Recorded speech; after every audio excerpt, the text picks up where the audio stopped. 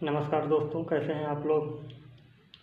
उम्मीद करता हूँ आप सभी बहुत अच्छे होंगे और अपनी पढ़ाई को अनवरत रूप से और सुचारू तरीके से लगातार क्रमबद्ध वे में आप लोग जो है रख रहे होंगे और खूब मन से पढ़ाई कर रहे होंगे, ताकि अपने आगामी परीक्षाओं में आप लोग अपना सर्वश्रेष्ठ देकर अपना भविष्य कीर्तिमान करें। तो चलिए, जैसा कि मैंने पिछले 3 लेक्चर्स में अफ्रीका महाद्वीप के बारे में कुछ महत्वपूर्ण और विशेष जानकारियों को आपको प्रोवाइड कराया है, उसी क्रम में मैं आज आपके पास आपके समक्ष भाग 4 अफ्रीका महाद्वीप का लेकर प्रस्तुत हूँ। चलिए आज का लेक्चर स्टार्ट करता हूँ। आज मैं बात करूँगा आपसे अफ्रीका महाद्वीप की कुछ प्रमुख झीलों और नदियों के बारे में। ठीक है, तो सबसे पहले मैं झीलों के विषय में ही आपको बताता हूँ। तो देखिए, यहाँ पे आप देख पा रहे हैं ये विषुवत रेखा है। ठीक है, यहाँ पे झील है लेक विक्टोरिया, पूरे अफ्रीका महाद्वीप की सबसे बड़ी झील है लेक विक्टोरिया। मैं यहाँ पे इधर लिख दे रहा हूँ, विक्टोरिया झील।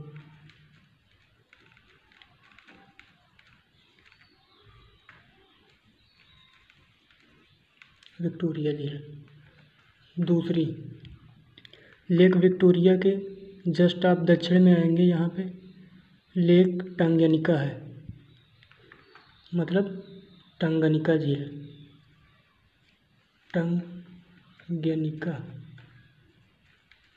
टंगनिका झील। ठीक है, टंगनिका के ठीक दक्षिण में आप आएंगे, यहाँ पे मलावी है, ये आप देख पा रहे हैं। तीसरा, मलावी झील। इसी तरह लेक जो है आपका विक्टोरिया के, आप सीधे ऊपर में चले जाएंगे तो मिस्र है। यहाँ पे मिस्र के पास जो है आप देखेंगे, मिस्र में यहाँ पे है नासिर झील। नासिर झील, ठीक, नासिर झील हो गई। एक और मैं बात करता हूँ आपसे, सहारा मरुस्थल में है चाड झील। चाड झील कहाँ है? सहारा मरुस्थल।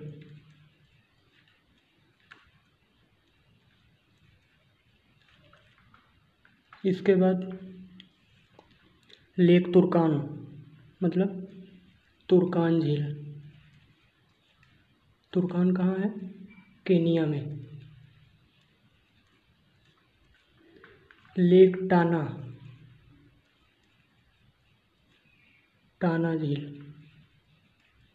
टाना झील कहाँ है आपकी? इथियोपिया। तो मैंने यहाँ पे आपसे 7 झीलों के बारे में अभी बताया है। लेक विक्टोरिया जो है ये यहाँ पे है युगांडा वगैरह के पास, अभी मैं इसकी सब सीमाएँ बताऊँगा। विक्टोरिया झील, टंगनिका झील, मलावी झील, यहाँ केनिया में तुर्कान झील, यहाँ है लेक चाड सहारा में, यहाँ पे है नासिर झील, और आपका इथियोपिया यहाँ पे है लेक टाना। ठीक है, अब मैं आपसे इनके बारे में थोड़ा और विशेष अध्ययन करना चाहूँगा।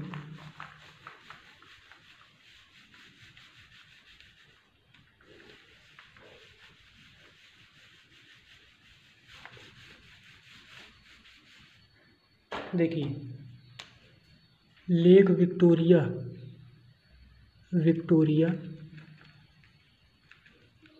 टंगनिका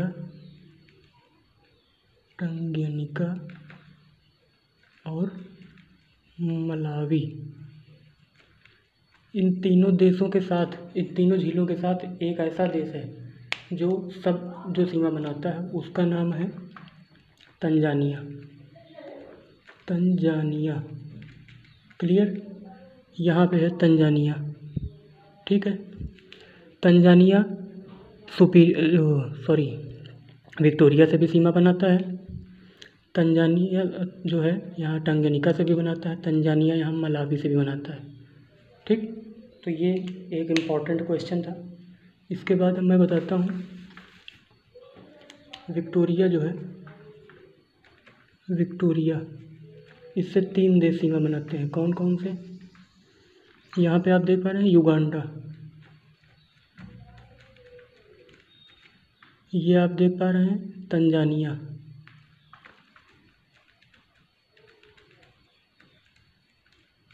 ठीक है, तंजानिया हो गया। और यहाँ पे आप देख पा रहे हैं केनिया,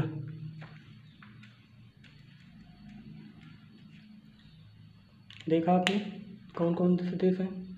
युगांडा, तंजानिया, केनिया, ये लेक विक्टोरिया से सीमा बना रहा है, ठीक। चलिए बात करता हूँ टंगनिका की। टंगनिका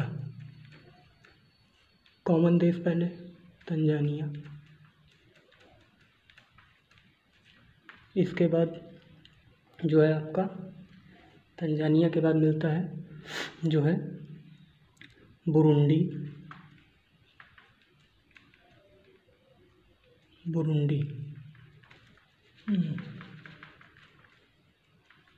बुरुंडी, ये है तंजानिया है यहाँ पे आपका, यहाँ है बुरुंडी।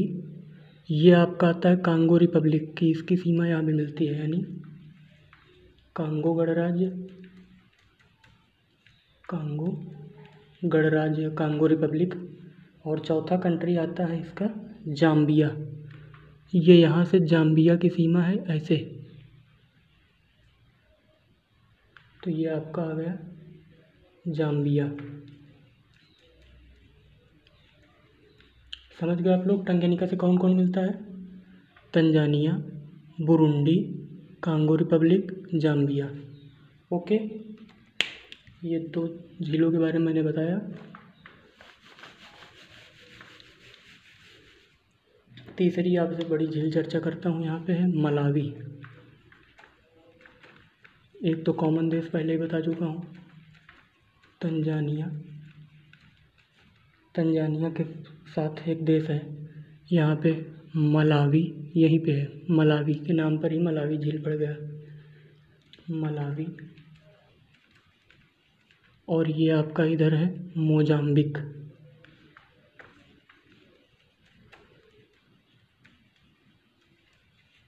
ये आपका हो गया। तो मलावी से हो गया तंजानिया, मलावी, मोजाम्बिक, ये देश सीमा बनाते हैं मलावी से, ठीक है। एक झील आपकी बची नासिर झील।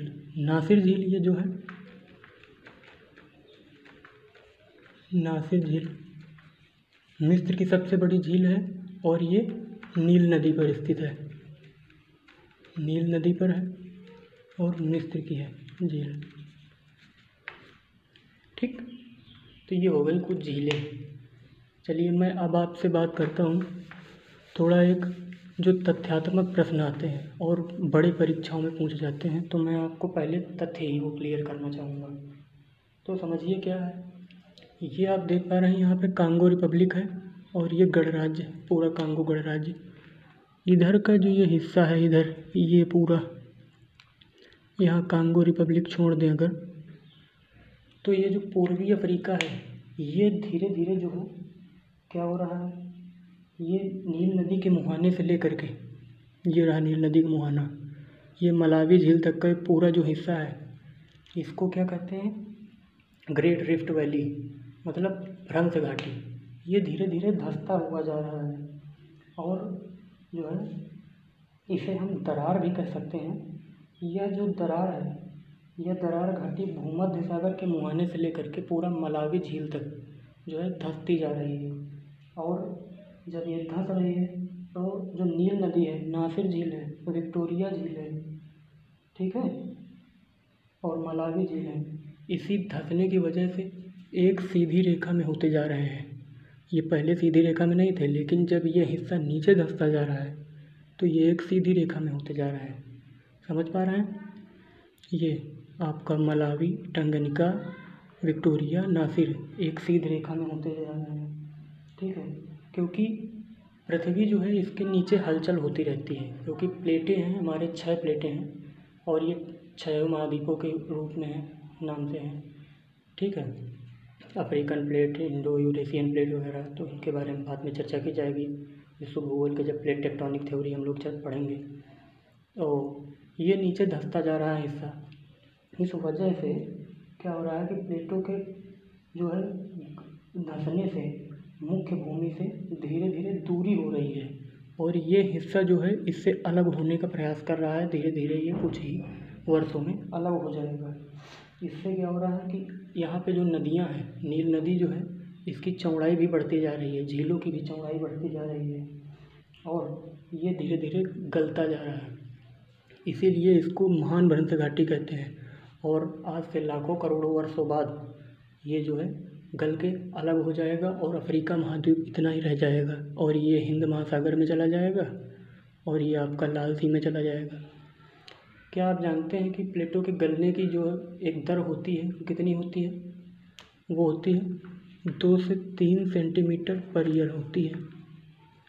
ठीक, हर साल ये 2 से 3 सेंटीमीटर पर ईयर घटते हैं। इसी तरह से ये जो है गल जाएगा, और एक समय ऐसा आएगा जब ये अलग हो जाएगा।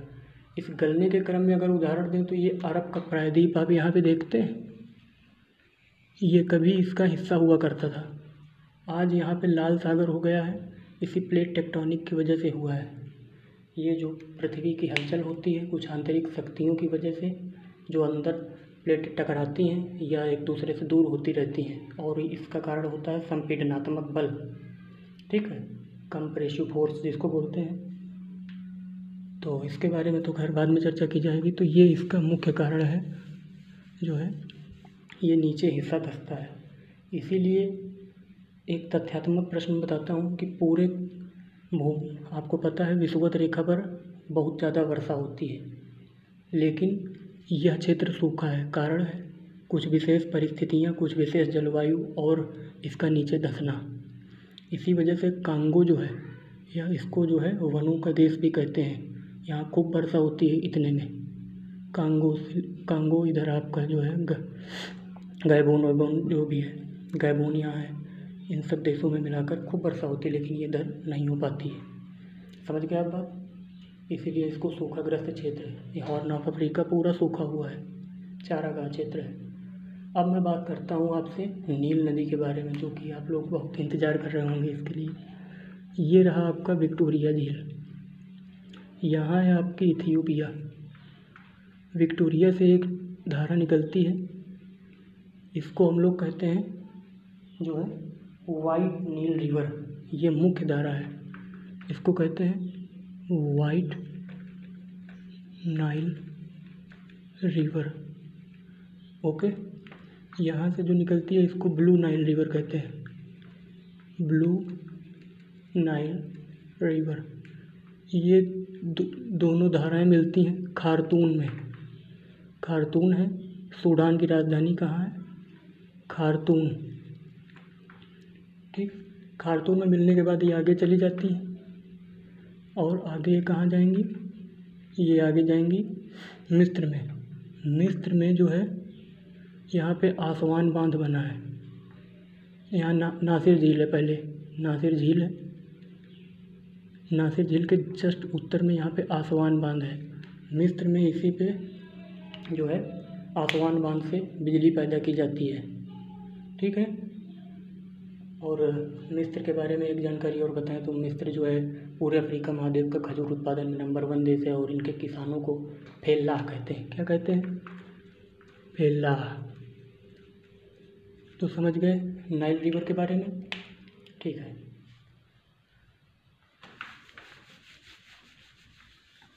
अब मैं आपको बताता हूँ नाइजर नदी के बारे में।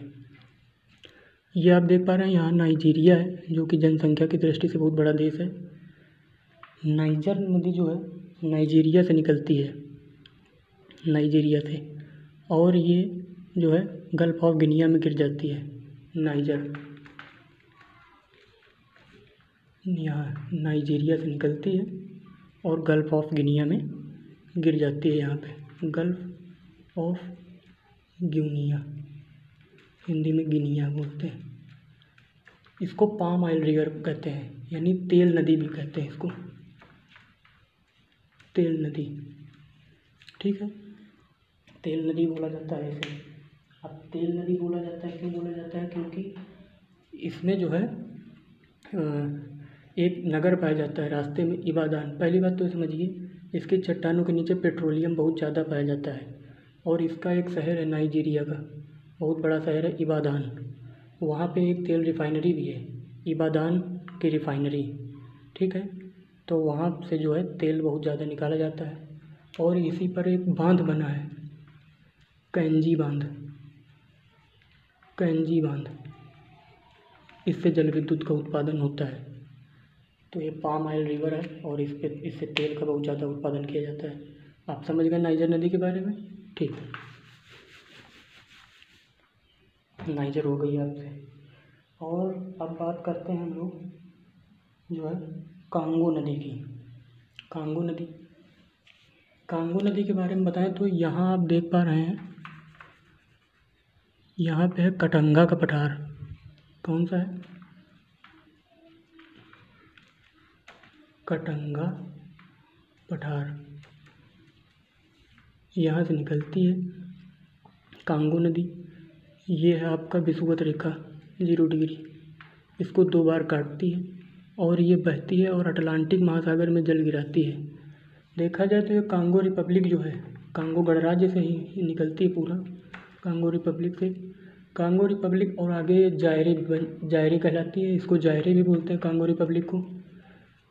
अंत में जब अटलांटिक महासागर के पास जल गिराने पहुंचती है तो इसका कुछ हिस्सा जो है कांगो नदी के नाम से भी जाना जाता है। अटलांटिक महासागर में अगर देखा जाए, वास्तव में जो कांगो रिपब्लिक है, इसको समुद्र तट मिलने का एक विशेष कारण यही है कि इस नदी का मुहाना, अगर इस नदी का मुहाना न होता तो कांगो रिपब्लिक को कभी भी समुद्र तट न मिल पाता। आप समझ गए मेरी बात, ठीक है। जितना इसका नदी का मुहाना है, इतना ही चौड़ा तट है कांगो रिपब्लिक या जायरे का, ठीक, ये बात। अब इसके बारे में थोड़ा और जान लीजिए। दक्षिणी कांगो गणराज्य में कटंगा का पठार जो है, ये धात्विक खनिजों के लिए बहुत प्रसिद्ध है। इसके बारे में थोड़ी अब चर्चा कर ही लेते हैं। धात्विक खनिज, मेटल मिनरल्स, ठीक है। इसमें विशेष रूप से हीरा और तांबा, हीरा का विश्व का 40 से 45% हीरा यहीं पे संचित है। लेकिन मैंने क्या कहा? संचित है, ध्यान रखिएगा। क्या संचित बोला है? मतलब स्टोर है, यहाँ पे पाया जाता है। उत्पादन सबसे ज़्यादा हीरे का कहाँ होता है, आपको पता है? मैंने बताया था दक्षिण अफ्रीका, यहाँ पे था जोहान्सबर्ग, इसके दक्षिण में था किम्बरले। सबसे ज़्यादा पैदा कहाँ होता था? मैं इधर लिखता हूँ, उत्पादन हीरे का कहाँ होता है? अगर विश्व की बात करें तो रूस में सबसे ज़्यादा होता है। खान की बात करें, ये देश है। खान की बात करें, किम्बरले की खान। अगर व्यापार की बात करें, एंटवर्प, समझ गए आप? हीरे का सबसे ज़्यादा व्यापार एंटवर्प, जानते हैं कहाँ है? बेल्जियम, यूरोप का देश है। तो एंटवर्प में सबसे ज़्यादा व्यापार होता है। और खान सबसे बड़ी किम्बरले की है। उत्पादन में रूस का क्षेत्र है, रूस देश है पूरा धात्विक खनिजों के लिए। यहाँ तांबा भी बहुत ज़्यादा होता है। तो आप समझ गए होंगे मैं क्या समझाना चाहता था। ये होगा कांगो नदी के बारे में, ठीक है, आप समझ गए होंगे। चलिए आगे देखते हैं। एक और नदी की बात कर लेता हूँ, जाम्बेजी। जाम्बेजी नदी जो है, जाम्बिया और जिम्बाब्वे, यहाँ पे है जाम्बिया, ये जाम्बिया है और ये है जिम्बाब्वे। ये है जाम्बिया, ये है जिम्बाब्वे। इनकी सीमा पर ये बहती है जाम्बेजी नदी, जाम्बेजी। इस पर है करीबा बांध, करीबा बांध, करीबा डैम, ठीक है। पूरे अफ्रीका महाद्वीप में सबसे ज़्यादा जल विद्युत शक्ति का उत्पादन करीबा बांध से ही होता है। समझ गए? और ये बहते बहते इधर मोजाम्बिक चैनल में जाके अपना जल गिरा देती है। कहाँ? ये रहा मोजाम्बिक चैनल, इधर जाके अपना जल गिरा देती है। ठीक है, तो ये मैंने आपसे जो है नदियों के बारे में चर्चा कर ली। आज मैं थोड़ा सा आपको पर्वतों के बारे में भी बता देता हूँ। नहीं, पर्वतों के बारे में बाद में बात की जाएगी, पहले बता देता हूँ। ये आप देख पा रहे हैं साउथ अफ्रीका। साउथ अफ्रीका, ये है आपका साउथ अफ्रीका। इसके उत्तर में है मोजाम्बिक। यहाँ है तंजानिया। तंजानिया के पूर्व में हिंद महासागर में 2 द्वीप हैं, पेम्बा और जंजीबार। ये बहुत महत्वपूर्ण जानकारी मैं आपको बता रहा हूँ। ये अभी 2017 PCS एग्ज़ाम में पूछा गया था कि विश्व में लौंग उत्पादन और इलायची उत्पादन में सर्वप्रथम कौन है। तो पेम्बा और जंजीबार द्वीप, ये है पेम्बा, ये है जंजीबार। विश्व का 90% लौंग और इलायची उत्पादन पेम्बा और जंजीबार द्वीपों पर होता है। ठीक है, ये भी आपकी जानकारी के लिए हो गया।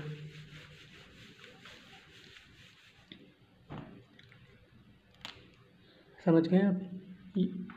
ये था साउथ अफ्रीका, ये था मोजाम्बिक, ये है तंजानिया। तंजानिया के पूर्व में दोनों हैं, पेम्बा और जंजीबार।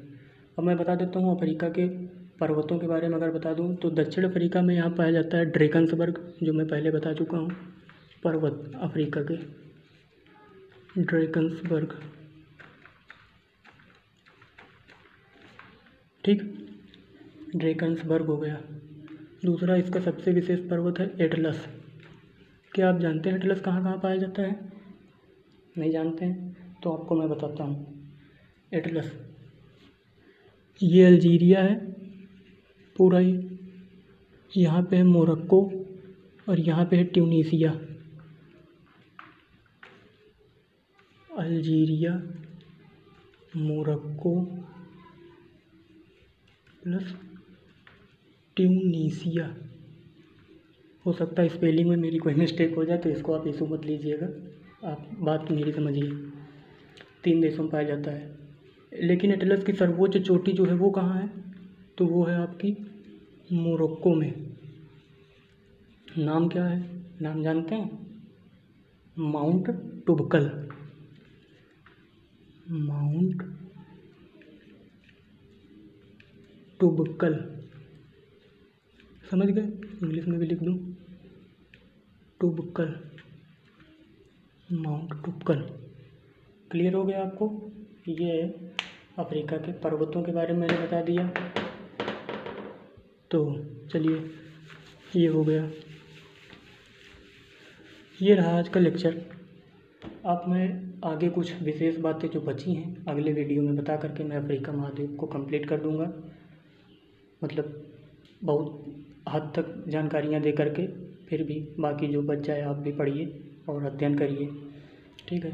हाँ, मैं एक जवाब देना चाहूँगा। हमारे मित्र हैं एक लोग जो कि पिछले वीडियो में एक कमेंट किए थे कि जो है अफ्रीका महाद्वीप में 54 कंट्रीज़ हैं, जो जिसमें से जो है आपके 48 ही मेन भूमि पर है। तो उसमें से मैं बताना चाहूँगा नहीं, 49 है। इसका कारण आप समझिए, जुलाई 2011 में जो सूडान देश है, सूडान, ये 2 भागों में बट गया। जो उत्तर वाला था ये बना सूडान, जो दक्षिण वाला बन गया ये बन गया दक्षिणी सूडान। इसकी राजधानी हो गई जुबा, इसकी राजधानी हो गई खार्तूम। अलग होने का कारण जैसे भारत पाकिस्तान में हुआ था वैसे ही वहाँ हो गया। क्या? प्रजातीय बहुलता। जो दक्षिणी वाला है ये ईसाई बाहुल्य है, जो ये है ये मुस्लिम बाहुल्य है। आई थिंक आप लोगों का भी और उनका भी डाउट क्लियर कर दिया है।